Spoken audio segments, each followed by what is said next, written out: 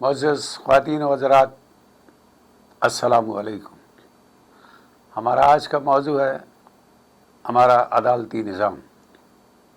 اگر ہماری چند منٹ کی گفتگو پسند آئے تو ہمارے چینل کو سبسکرائب کر دیجیے گا۔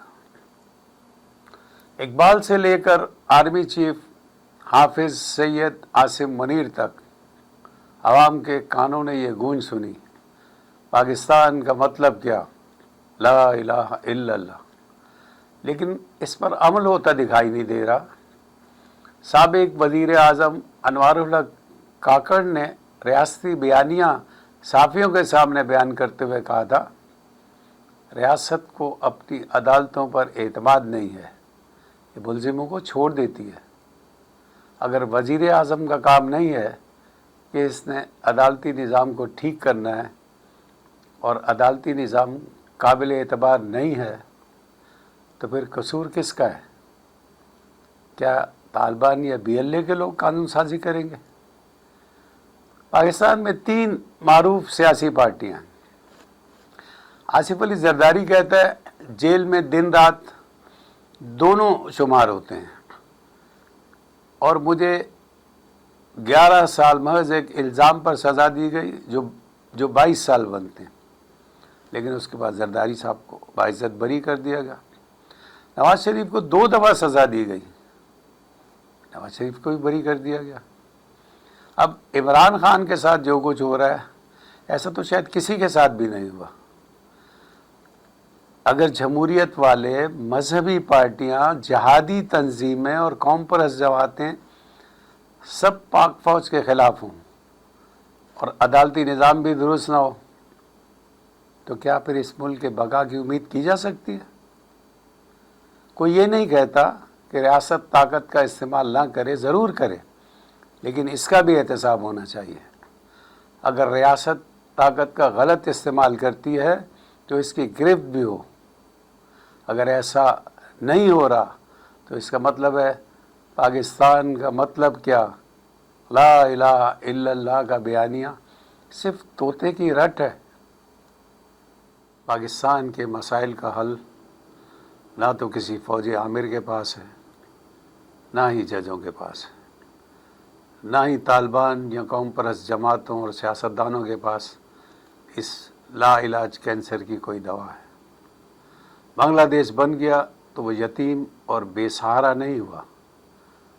حقیقت یہ ہے اس وقت سندھی، بلوچ اور پشتون عوام کی بڑی تعداد یہ سوچ رہی ہے کہ اگر اس سے جان چھوٹ جائے تو ہو سکتا ہے خوشحالی آ جائے، کیونکہ ملک میں قرضوں اور کرپشن کا لامتناہی سلسلہ ہے۔ جس کو موقع مل رہا ہے ملک چھوڑ کر بھاگ رہا ہے۔ کوئی صحافی کرپشن اور خاص طور پر ایلیٹ کلاس کی کرپشن کو بے نقاب کرتا ہے تو اسے تشدد کا نشانہ بنایا جاتا ہے۔ اس لیے کئی صحافی ملک چھوڑ کر بھاگ گئے۔ ارشد شریف کو آواز اٹھانے پر شہید کیا گیا۔ پاکستان کا مطلب کیا، لا الہ الا اللہ کہنے والوں، قرآن تو ایک بے گناہ کے قتل کو ایسا قرار دیتا ہے گویا تمام انسانوں کو قتل کر دیا گیا ہو۔ آج ریاست بھی ظالم ہے اور مذہبی و قوم پرست تنظیمیں بھی ظالم ہیں۔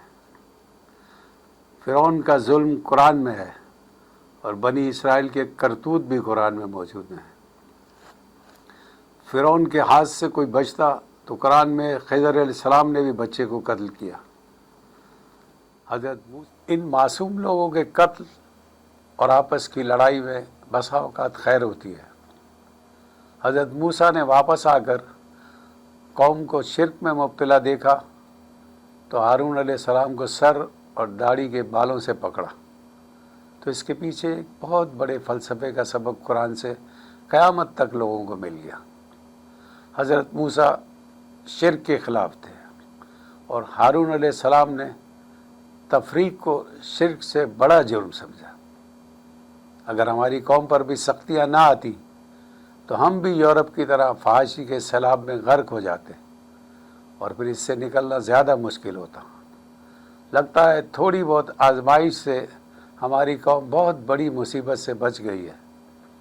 تبلیغی جماعت، دعوت اسلامی، مدارس اور جماعت اسلامی وغیرہ بہت زیادہ عملی صلاحیتوں، خیرات، زکوٰۃ، صدقات اور چندوں کی رقم خرچ کر کے بھی ایک ماحول تو دیتے ہیں، لیکن مقصدیت کی طرف نہیں لا سکے۔